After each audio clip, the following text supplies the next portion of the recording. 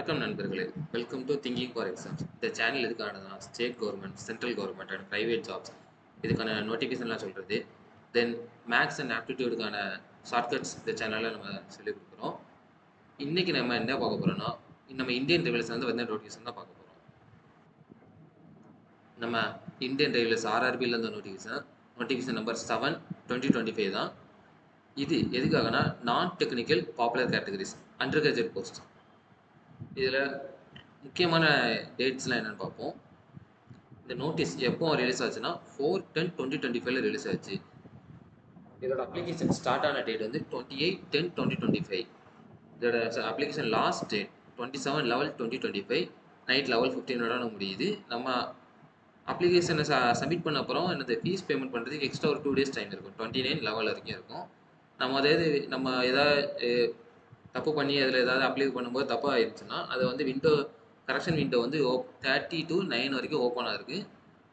இதில் ஆனால் அப்ளை பண்ணுறதுக்கு நமக்கு வந்து ஒரு ஃபைன் பே பண்ணி தான் அப்ளை பண்ணுற மாதிரி இருக்கும். தென் இப்போ நம்ம யாராவது வந்து ஃபிசிக்கலி டிசேபிள் பீப்புள்ஸ் இருப்பாங்களா, அவங்களுக்கு வந்து ஏதாவது கிரைம் ரெக்யர்மெண்ட் அப்ளை பண்ணியிருப்பாங்க. அவங்களோட டீட்டெயில்ஸ் வந்து ப்ரொவைட் பண்ணுறது எப்போனா 10/12/2025 14/12/2025 வரைக்கும் இருக்குது.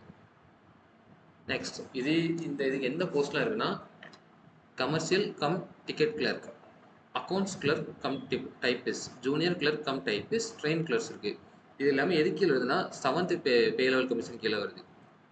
இது பாருங்களேன், கமர்ஷியல் கம் டிக்கெட் கிளர்க்கு வந்து இனிஷியலாகவே 21,700 கிடைக்குது.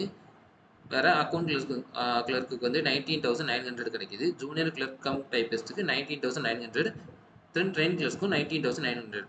இதில் ஃபஸ்ட்டு இது மட்டும் கொஞ்சம் எக்ஸ்ட்ரா அமௌண்ட் இருக்குது. மற்ற எல்லாமே 19,900 தான் இருக்குது. இதுக்கு வந்து ஒவ்வொரு போஸ்ட்டுக்கு எந்த மெடிக்கல் ஸ்டாண்டர்ட்னு இதிலே போடுறோம். B2, C2, C2, A3 போட்டிருக்கான். ஏஜ் இதுக்கு எல்லாமே ஏஜ் இது கொடுத்துருக்காங்க. டோட்டல் வேகன்சி இதுக்கு 2424. அக்கௌண்ட்ஸ் கிளர்க் கம் டைப்பிஸ்ட்க்கு 394, ஜூனியர் கிளர்க் கம் டைப்பிஸ்ட்டுக்கு 163, ட்ரெயின்ஸ் கிளர்க் 77. ஆக டோட்டலாக 3058 போஸ்ட் நமக்கு இருக்குது.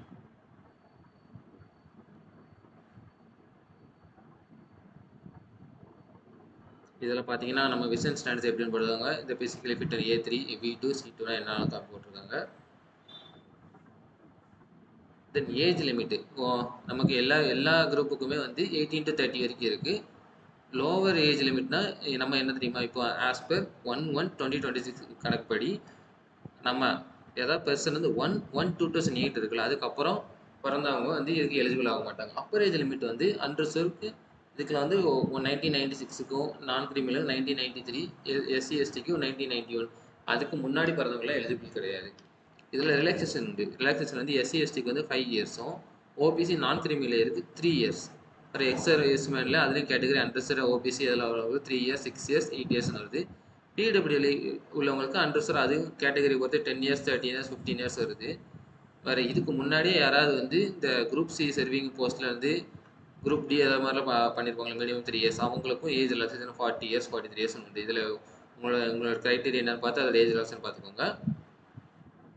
தென் இதெல்லாம் நம்ம போட்டு பண்ணதுக்கப்புறம் நமக்கு வந்து ஃபீஸ் எப்படியும் ஆர்ஆர்பிக்கு எப்போவுமே தெரியும், எப்படியும் 500 rupees தான் இருக்கும். நம்ம ஜென்ரல் கேட்டகரி, ஜென்ரல் நான் கிரிமிலேயர்லாம் இருக்காங்களா, அவங்களுக்காமே 500 rupees இருக்கும். நம்ம SC/ST கேட்டகரிக்கு வந்து 250 rupees இருக்கும். இதில் நம்ம என்ன இதுனா, நம்ம எக்ஸாம் வந்து அப்ளை பண்ணிவிட்டு எக்ஸாம் அட்டன் பண்ணிட்டாலே நமக்கு வந்து 400 rupees வந்து ரீஃபண்ட் ஆகும். யாருன்னா ஜென்ரல் வேறு நான் கிரிமிலேயர் OBC இருக்காங்களோ அவங்களுக்கு. இந்த SC/ST இந்த உமன் அவங்களுக்குலாம் இருக்குல்ல பிசிக்கலி டிசேபிள்டு, அவங்களுக்கு எல்லாமே அந்த 250 அப்ளை பண்ண அதே அமௌண்ட் டோட்டலாக ரீஃபண்ட் ஆயிடும். அதுக்கு நம்ம என்னென்னா பேங்க் அக்கௌண்ட் வந்து நம்மளோட லிங்க் கொடுத்துருக்கோம், டீட்டெயில்ஸ் கேட்டிருக்கோம், அந்த இதை கரெக்டாக இது பண்ணியிருக்கணும். தென் இவங்களுக்கு இருக்குல்ல SC/STக்கு இருக்குல்ல, அவங்களுக்கு இன்னொரு ஸ்பெஷல் இது ரெண்டு என்னன்னா, நான் இப்போ வேறு எங்கேயாவது சென்டர் போடுவோம், நம்ம இருக்கிற இடத்துல ரொம்ப தூரமாக சென்டர் போட்டிருக்கோம், அது நமக்கு ட்ரெயின் மூலமாக போகிறோன்னா அது வந்து நம்ம வந்து ஃபார்ம் எழுதி அதில் வந்து நமக்கு வந்து கன்செஷன் வாங்கிக்கலாம். நம்ம ட்ரெயின் ட்ராவல்ஸ் வந்து கவர்மெண்ட்டே பார்த்துக்கணும். இதில் மோட் ஆஃப் ஃபீ பேமெண்ட் வந்து ஆன்லைன் தான். கிரெடிட், டெபிட், UPI அது மூலமாக யூஸ் பண்ணி பே பண்ணிக்கலாம். இப்போ ரெக்யர்மெண்ட் ப்ராசஸ் பார்ப்போம். நம்ம ஒன்லி ஒன் அப்ளிகேஷன் தான் போடுமே. நம்ம எந்த ஆர்ஆர்பியில் எந்த வெப்சைட்டில் போகிறோன்னா, RRB Chennai, RRB Trivandrum, RRB Chandigarh இந்த மாதிரிலாம் இருக்குல்ல, அதில் ஒரு அப்ளிகேஷன் நம்ம போடணும். அதனால் எந்த இதுக்கு கரெக்டாக நீங்கள் பார்த்து போடுங்க. இதில் மொத்த ஸ்டேஜஸ் பார்ப்போம். ஃபஸ்ட்டு ஸ்டேஜ் வந்து மொத்தமாக என்னென்னா general awareness, mathematics, general intelligence and reasoning, இந்த 3 சேர்த்து டோட்டல் நம்பர் ஆஃப் கொஸ்டின் 100. மொத்தம் எக்ஸாமோட டைம் வந்து 90 மினிட்ஸ் இருக்குது.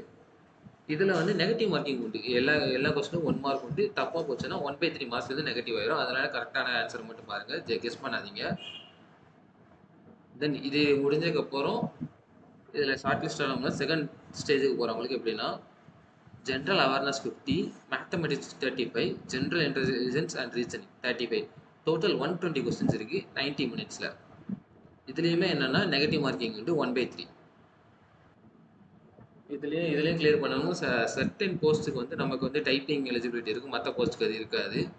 வேறு இதில் பாருங்களேன், computer based typing skill test, accounts clerk cum டைப்பிஸ்ட்டுக்கும் ஜூனியர் கிளர்க் கம் டைப்பிஸ்ட்டுக்கும் computer based typing skill test இருக்குது, மற்றதுக்கு இல்லை.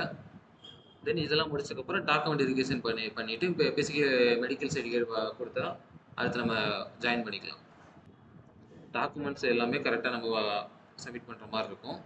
தென் ஹவு டு அப்ளை, நம்ம இதை பண்ணோம்னா இப்போது எல்லாருமே அஃபீஷியல் வெப்சைட் உள்ளே போயிட்டு அதில் ஆர்ஆர்பியில் வந்து ஒரு லாகின் வந்து நம்ம க்ரியேட் பண்ணி வச்சுக்கணும். மோஸ்ட்டாக எல்லோரும் பண்ணியிருப்பாங்க, இல்லாட்டி புதுசாக இருக்கணும் க்ரியேட் பண்ணிவிட்டு அதில் நம்ம ஒரு இமெயில் ஐடியும் மொபைல் நம்பரும் கடைசி வரைக்கும் அங்கே அதில் வச்சுருக்கணும். அந்த இதுதான் எல்லா நோட்டீஸும் அதில் தான் அனுப்புவாங்க இன்ஃபர்மேஷனை.